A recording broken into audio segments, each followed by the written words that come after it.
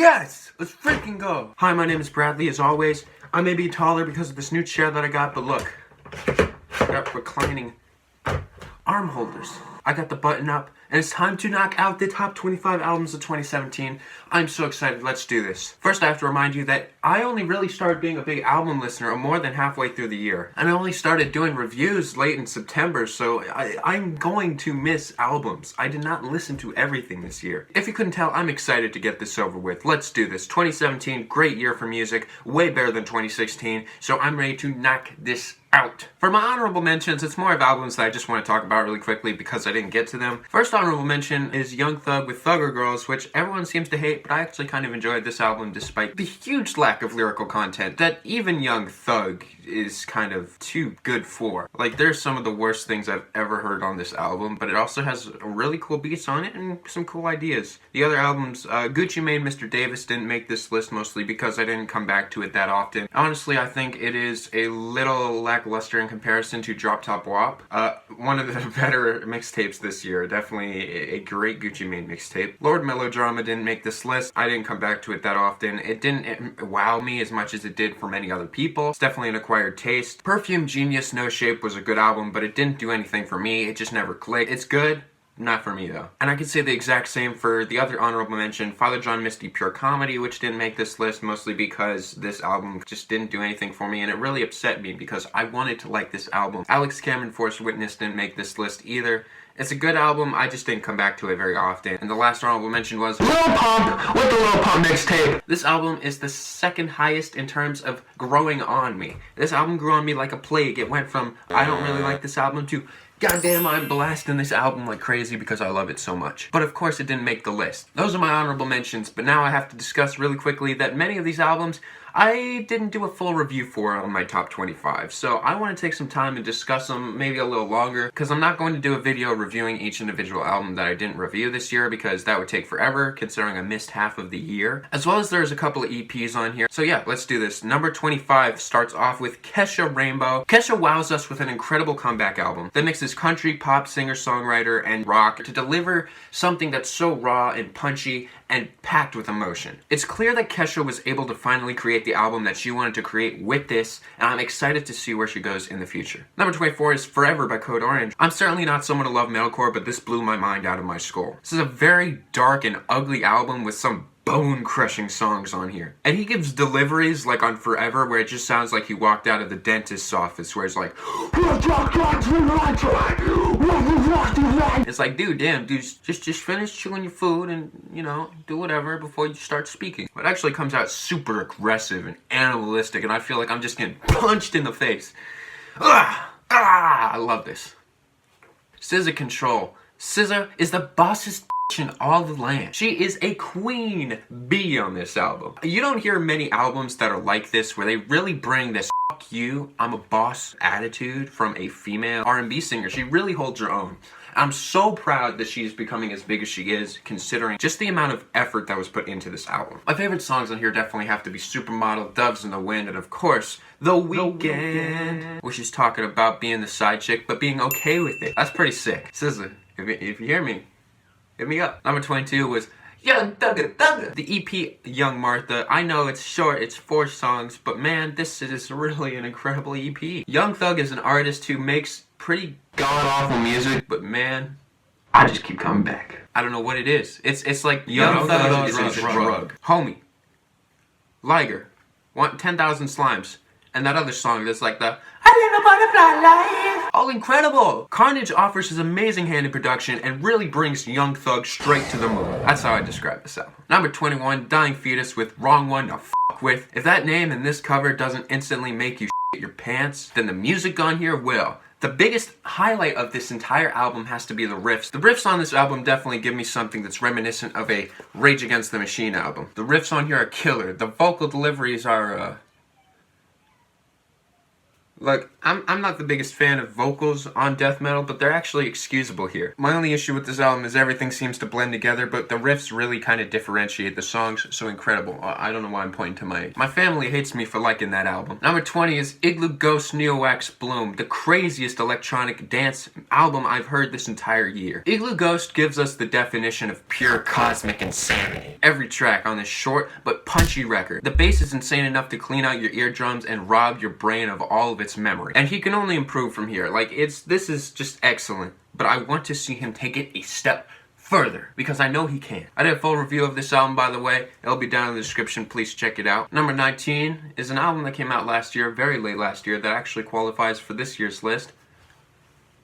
Run the Jewels Live at the Garden. Hear what I say. We are the business today. Honestly, I don't think Run the Jewels 3 is as perfect as Run the Jewels 2 was, but it's definitely worth a shout out. LP and Killer Mike deliver a 14-track bass-heavy hardcore hip-hop record that is sure to irk any nun in a 50-mile radius.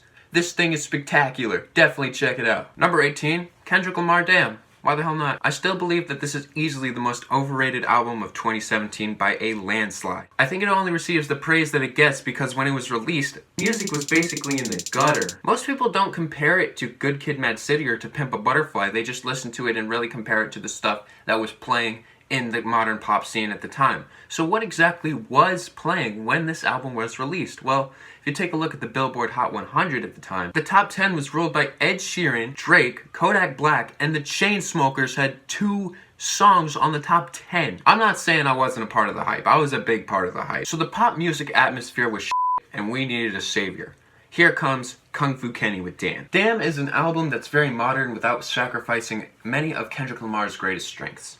At the same time, I do still think it's overrated. I don't think it's the greatest album of 2017, like every single music publication calls it to be. Number 17 is Tyler, the Creator with Flower Boy. I never got to fully talk about this album, but it was one of the albums that got me reviewing music. It's an excellent fusion of hardcore R&B and hip-hop from the walking paradox himself, Tyler, the Creator. This album could be described in one word: maturity. This is not only Tyler growing as a flower boy, but growing as an artist. He also has a few songs that tip the hat specifically to the raw Tyler, like Who Dat Boy and I Ain't Got Time. This is my favorite Tyler, the Creator album. It's definitely worth checking out. Number 17 is King Gizzard and the Lizard Wizard with Flying Microtonal Banana. Not a lot to say about this album. It's psych rock at its finest. An incredible 9-track experience that is very pleasant to the ears. A great album for the car or just when you want to lay back and smoke that good old Snoop Dogg. It feels good to be a gangster. I do not condone or support any of that behavior, but hey, you do you. Number 15, Callinan with his amazing album Bravado. Do you like pop music? Do you like Australian people? Then this is the perfect blend of charismatic, quirky personality as well as excellent pop music. The one word I would use to describe this album is fun. It is insanely fun. What other singer-songwriters / pop artists would have this much charisma and character to bring to the table in any album? I feel like I'm watching a Broadway play with him being the main star and leading this crazy pop arrangement with tons of different artists on here from Australia that are featured. This comes very highly recommended. Number 14 is Fleet Foxes with Crack Up. This is folk rock and indie rock that is just luscious to the ears. Crisp. Clean. It is drenched in reverb, being very spacey but not lazy. It's dreamy. Instruments are all tuned to the finest degree. Sorry if you hear kids screaming in the background. Let me deal with them, hold on. Ah! Shut up down there! I don't condone any of that behavior, by the way. A perfect psychedelic folk experience for the whole family. Number 13, we have Cicierega with Mouth Moods. That's right, this meme album definitely makes this list. I mean, come on, man. Every time I listen to this and I just step back from enjoying it and I just realize what's actually going on, my mind is completely blown. Like, the way that he puts everything together so aimlessly, I can't do that. His sampling is unreal. How he's able to pull all these songs and all these acapellas out of these songs and just make it blend so well. He's like perfected his craft. I don't even know how he's gonna top it from here. But if he does, I'd be surprised. This is the kind of music that you gotta request to your local Twitch streamers, okay? This music is not only dank, but it's quality dank. Interestingly enough, the only song I heard before I heard this album was Bustin', and I had no idea that this was a song on the album, but when I did hear it, there's something weird. sleeping in your bed. Let me tell you something. It's one of the funniest songs. It's just so good. This whole album, front to back, is just non-stop entertainment. He's a god at mixing. Number 12 is NERD with No One Ever Really Dies. These guys only became popular because of Rihanna. Quote from Lil Pooty 101. From John Kill U2. More overhyped garbage that gets popular for a hot minute because of a worthless Kendrick Lamar feature. Considering where NERD came from and what they were known for doing, it saddens me to see the direction of where the band is going. Nothing here seems creative, unique, or noteworthy. Just some good old-fashioned cash grab. I'll keep listening to Fly or Die in search of when I hope to hear good nerd music. By music? What? If you're looking for extremely cliche beats and zero lyrical content, look no further. What a great way to end 2017. Coming from musical geniuses such as Pharrell, I would expect way more. This album is a hard pass for anyone who actually enjoys music. This album has a 3.5 out of 5 on iTunes. That's lower than most albums that come out on iTunes are. Mostly because I don't think people understand what Pharrell was going for here. This is like Talking Heads mixed with Kendrick Lamar. This is like Devo mixed with modern trap music. It is an amazing blend of two different universes just coming together for this new wave rap sound. And I did do a review on this recently, so I'd recommend that you go check that out. But definitely check this album out as well. Most of the tracks on here have crazy creative ideas and lyrical content specifically on the political stance of 2017 modern America. But it's also very subtle and very hidden behind this very punchy, dancey sort of feel that kind of makes you feel like you're being brainwashed. But you understand that you're being brainwashed, and because of that, you can enjoy the music. Now, these people think that they're being super geniuses over here, cracking the code of nerd, and getting into the computers like, whoo, I know what they're doing to me, I know what they're doing to me, whoo! But really, they're just not enjoying the music because they're really one-sided opinions. Number 11 is another EP, but this, oh my god, this is the most infectious pop music I've ever heard. This year. Rina's Sawayama with Rina. I cannot get Ordinary Superstar out of my head. I cannot get 10, 20, 40 out of my head. I can't get Tunnel Vision out of my head. I can't do it. It's asking too much. It's a short EP with just some of the best freaking pop music of the year. It's so good. I just wish that this album didn't look like she wasn't ready for a picture when it was taken. Because it's kind of sloppy. Saying that I'm hyped for a full project from Rina is an understatement, because this pop music, it mixes blends of this glitchy experimental with being very linear, and oh my god, the guitar solos that come in, there's just some of the best decisions you could have made on this album show up on this album. Like everything you could wish for. This is a dream. She has the voice of a modern day superstar while still staying ordinary. Now we get into the top 10. Here's where I say, if you haven't subscribed to the channel yet already, please do so. I spent so long making these videos, especially this one. Man, it took so long to make this list. Please leave a like, hit notifications, and yeah, watch some other reviews, do some stuff. Look, YouTube still hasn't even accepted my channel for monetization yet, so please yell at them, because it's been 5 weeks. And usually it takes like a day or two. It's been 5 freaking weeks. Email them, say, hey, look, you guys are screwing up. You're screwing over your YouTubers again.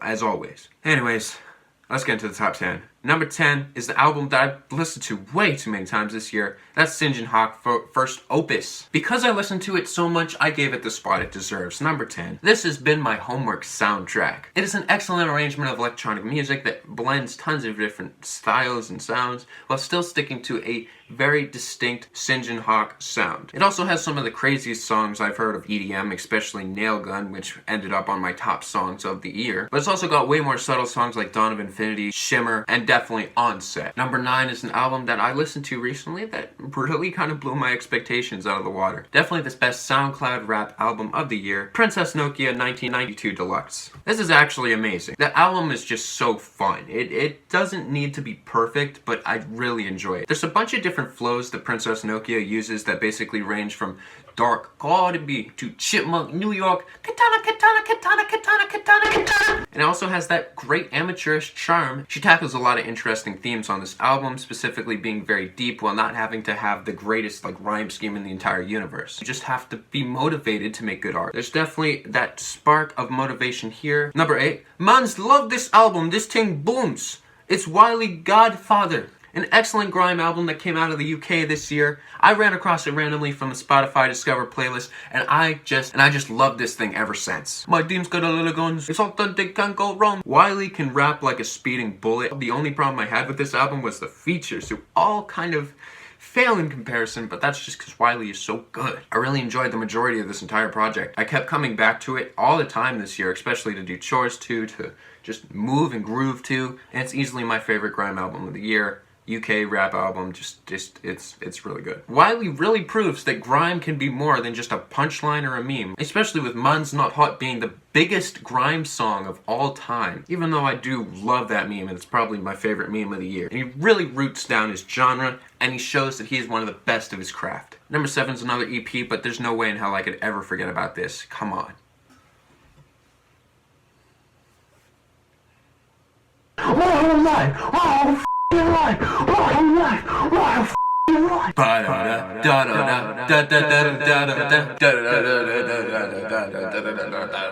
Stay, no, did, grips is amazing. Crouching Tiger, Hidden Gabber Megamix. It's a 22-minute EP, and I saw them live this year, and man, I will never forget the experience. It was a total mosh pit. I got very close up to the railing. I was like, you know, the row of people before the railing.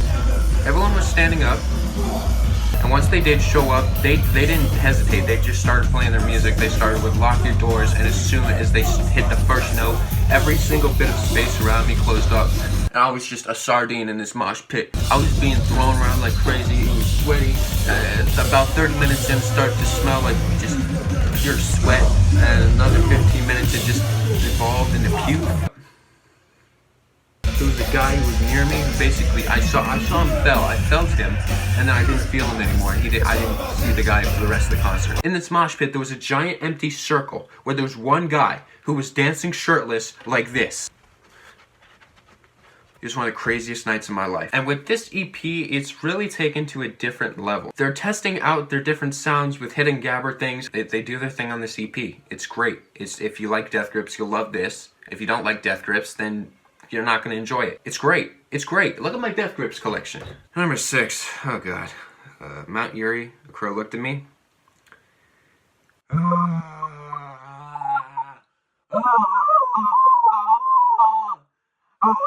This album sucks. It's around the death of Phil's wife, and it's just like, it's too real, man. It's too real. Let me read a passage from the song Real Death that really just hit me hard. Crusted with tears, catatonic and raw, I go downstairs, and outside you still get mail. A week after you died, a package with your name on it came, and inside was a gift for a daughter you had ordered in secret. And collapsed there on the front steps, I wailed. A backpack for when she goes to school a couple years from now. You were thinking ahead to a future you must have known deep would not include you. Though you clawed the cliff you were sliding down, being swallowed into a silence that is bottomless and real.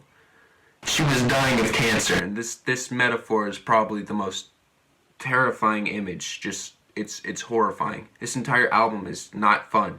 This is not a fun album. This is not an entertaining album. If you're like a hardcore music fan and you haven't heard this thing already, and you just want to get an experience, you'll get one. Because first, understand Phil's discography. I did that by listening to Microphone's The Globe Part 2. That's the album I listened to, and I kind of connected with him, and I really understood him. And when this album came along, man, I don't know, this thing is just, it's horrifying. It doesn't mean it's not good though, because it really takes death and just puts it on the freaking spotlight in a way that no one has. It really just feels as real, and just, it's reality. The most soul-crushing moment though has to be that one song where he's talking about being in the supermarket. He's like, look at me, death is real.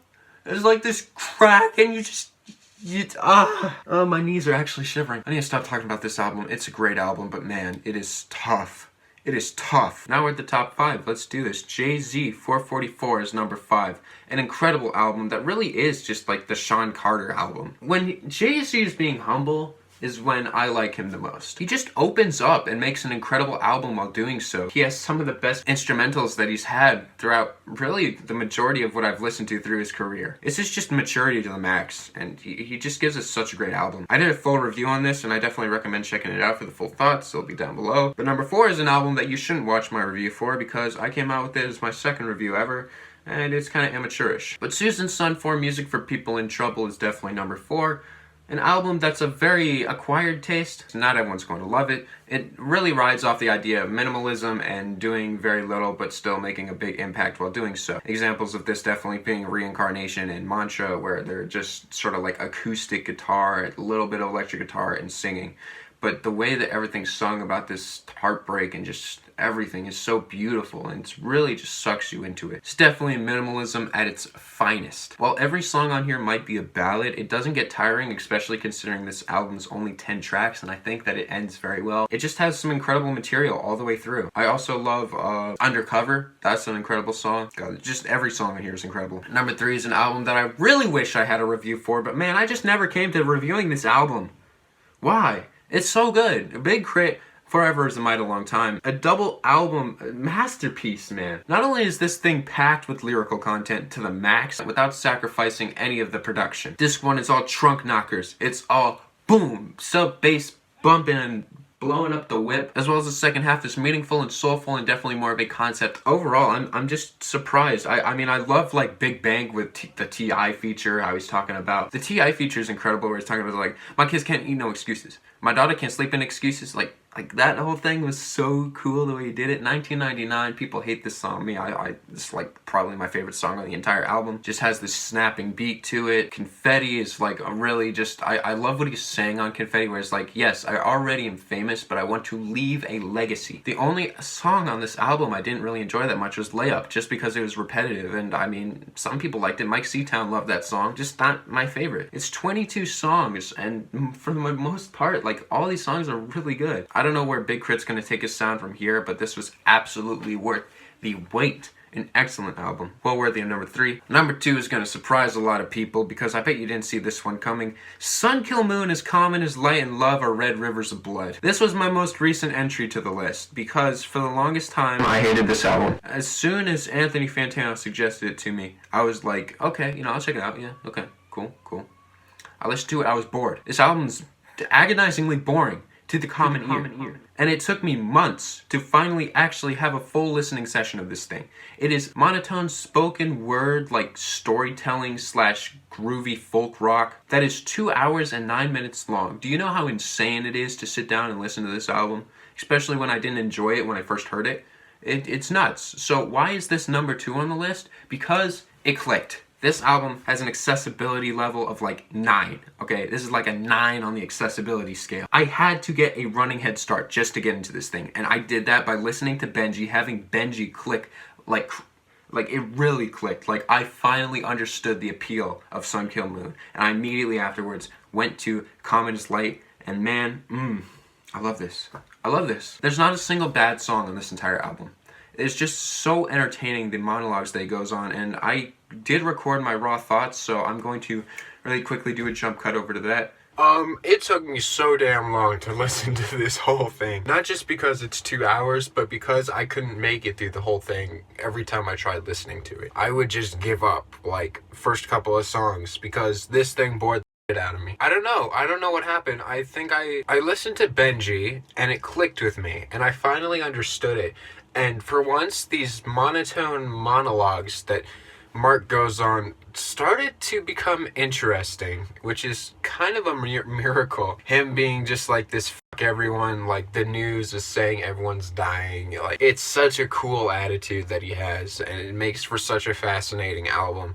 And the only criticism I had for this entire thing is that it was 2 hours. But even then, like, I was just cruising along. Like, I would take a long walk, just listen to this thing, and it worked, and I loved it, and I was just fascinated with everything he had to say. And yeah, those are my thoughts on this album.